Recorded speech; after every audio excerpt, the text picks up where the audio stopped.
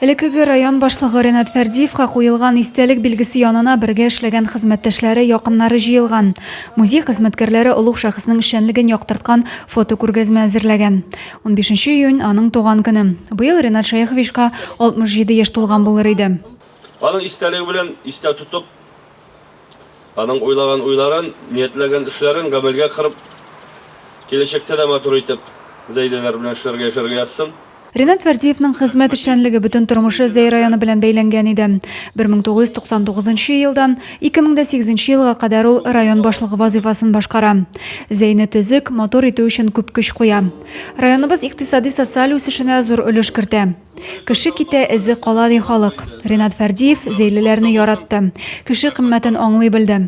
Ренат Шаяхович турында хатирәләр яңартылды бүген. Аның истәлегенә куелган һәйкәлгә чәчәкләр салынды.